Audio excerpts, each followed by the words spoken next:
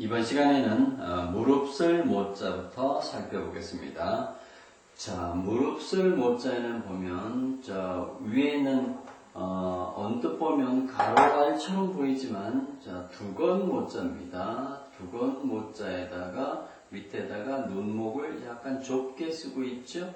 자, 이 모양은 두건 모자는 이렇게 썼던 획인데 머리에다가 쓰고 보니까 좀 줄여 쓰고 보니까 가로알처럼 보이죠. 자, 두건을 눈만 내놓고 뒤집어 쓰는 것을 무릅쓴다고 합니다. 그래서 그걸 무릅쓸 모라고 해서 두건 모자가 소리 글자로 들어가 있죠. 자, 이 두건 모자를 한꺼번에 기억해도 괜찮습니다. 종류별로. 자, 요거는 덮을 명자죠. 머리에 쓸 때는 이렇게 비껴 쓰지만 덮을 명자고, 자, 한 획을 더 그으면 어떤 사물을 덮어 써서 덮어 쓰다, 덮다, 덮을 모라고 하기도 하고, 그 다음에 여기다가 한 획을 더 그어서 두건 모라고 하는데, 자, 머리에 그 수건처럼 질끈 동여매서 뒤집어 쓰는 게 두건이죠. 자, 그래서 한 획을 더 그어서 두건 모라고 합니다. 자,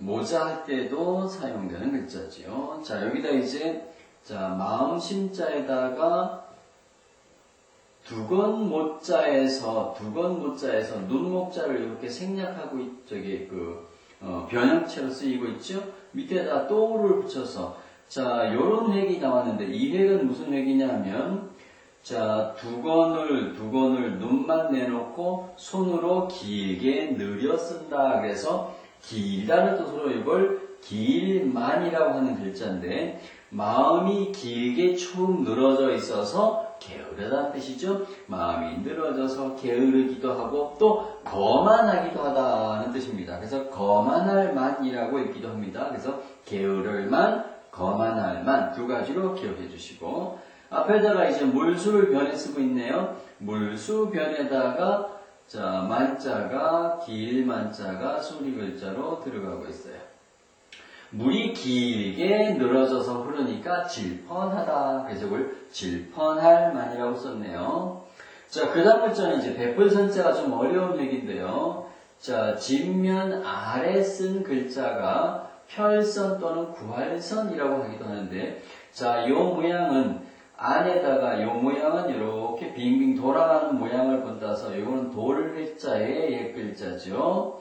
자, 빙빙 돌아가는 획에다가 이건 두 위자를 썼어요. 그래서 두 위자는 위는 윗상이고 밑에는 아래하를 쓴 획인데 위아래로 빙 돌아다니면서 찾는다, 구한다. 그래서 구할선이라고 하는 글자를 여기다가 발음부호로 집어넣어 놓았는데, 자, 집은 집인데 어떤 집이냐면 사방 빙빙 돌아서 복잡하게 지어놓은 대궐집입니다. 임금이 사는 궁전, 즉 천자의 집이죠.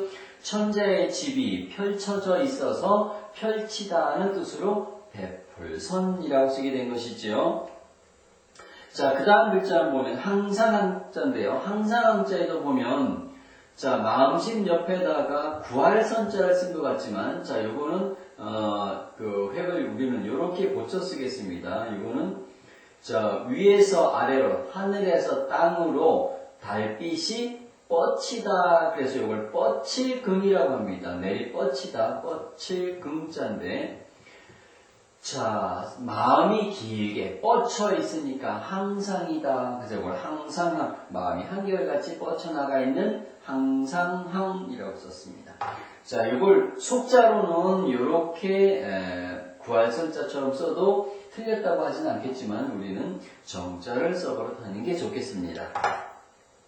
자, 그 다음 일찍조자도, 자, 요 글자는 날일 밑에다가 열십한 것처럼 보이나, 요 글자는, 자, 해가 떠오르는 아침이란 뜻이지만, 자, 해가 맨 처음에 떠오르는 모양인데, 자, 이 밑에다가는 갑옷갑자에, 줄임 획을 여기다 열십으로 쓰고 있습니다. 자, 갑옷갑자는 첫째 천간갑이라고 해서 첫 번째라는 뜻으로 쓰이죠. 첫째 천간갑, 즉 첫 번째로 해가 돋아나는 때, 즉 아침 일찍을 일찍조라고 써서, 자, 획을 줄임 획이라고 기억해 두시면 되겠습니다. 자, 풀초자를 보면, 자, 위에는 초도 밑에다가 일찍조자가 소리 글자로 들어가고 있죠. 자, 일찍 돋아나는 풀입니다. 즉, 꽃보다 일찍 돋아나는 풀이죠. 자, 꽃은 풀이 변해서 된 것이 꽃이고, 그래서 꽃보다 일찍 돋아나는 게 풀입니다. 한자 활용을 보면, 모험 그랬네요. 무릎을 모자에다가 험할 험자죠. 자, 험할 험자는 여기서는 위험이라고 생각하면 되겠습니다. 언덕이 여러 여럿이 다 모여있으면 산이 험합니다. 자, 모험 그리면 위험을 무릅쓰는 것을 모험이라고 하죠. 만성 그랬네요. 자, 게으를 만자에다가 성품 성자입니다. 마음에서 날생 생겨나는 것이 성품이죠. 특성입니다. 자, 만성 그리면 게으른 성품, 즉 오래 끄는 성질을 만성이라고 합니다. 그 다음에 교만할 때는, 자, 교만할 교자를 쓰면, 자, 말마자를 붙이고, 자, 옆에다가 그 높을 교자인데요. 말 위에 높이 올라서 거드름을 피우는 것이 교만한 거죠. 교만할 거만할 만. 그래서 교만이라고 합니다. 즉, 저 혼자 그 잘난 체 뽐내는 것을 교만이라고 하지요. 이때는 이제 거만할 만으로도 읽을 수 있어야 되겠습니다. 자, 그 다음에 만평 그랬네요. 자, 평론할 평자인데 말씀 언에다가 평평할 평자는 공평하다는 뜻으로 기억하면 되겠죠. 그래서 공평하게 말로 평론할 평자인데 만평 그리면 질펀하게 평론하는 것을 만평이라고 합니다. 즉 생각나는 대로 질펀하게 생각나는 대로 평론하는 거죠. 만화 그러면 그림 화자를 쓰면요. 질펀하게 그림이 만화가 되겠습니다. 자, 붓으로 밭사이의 경계를 그어서 그린 그림이지요. 그걸 획으로도 썼기도 합니다. 자, 만화 질펀하게 그림. 그 다음에 산만 그리면 산자는 흩을 산자인데요. 흩어지다는 뜻이죠. 산만 그리면 흩어지고 질펀하게 흩어지는 것을 산만이라고 하죠. 정신이 산만하다 그러면 정신이 질펀하게 여러 갈래로 흩어져 있는 것이죠. 그 다음에 선교, 베풀선자에다가 교자는 가르칠 교자가 여기서는 종교라는 뜻으로 쓰였죠. 종교의 줄임획으로 쓰인 걸로 기억하면 되겠는데 선교 그러면 종교를 펼치는 것이죠. 베풀다, 펼치다. 종교를 여러 방향으로 펼치는 것을 선교라고 합니다. 그 다음에 항식, 항상 항자에다가 때의 시자니까 항상 다가오는 때가 항시겠죠? 항상 다가오는 때 항시입니다.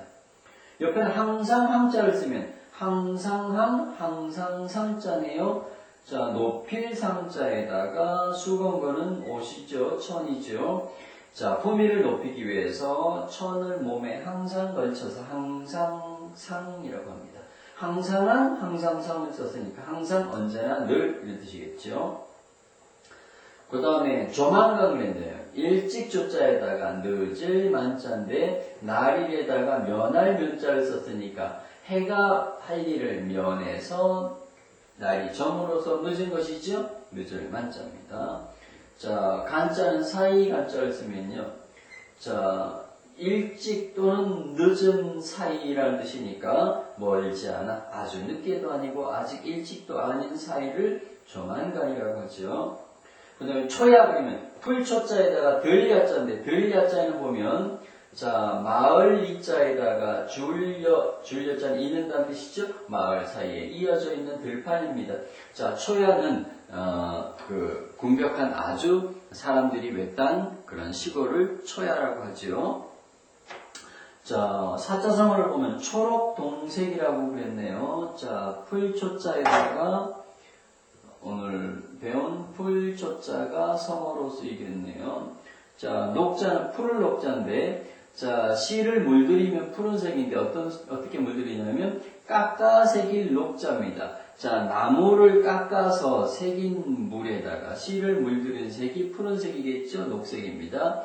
자, 초록과 푸른 녹색은 동색이다, 같은 색이다는 뜻이죠. 같을 동빛색자입니다. 그래서 초록은 동색이다 그러면 자, 같은 처지의 사람끼리 서로 어울리는 것을 초록은 동색이다. 그래서 자, 우리 옛날 속담에 가제는 개편이다 그러지요.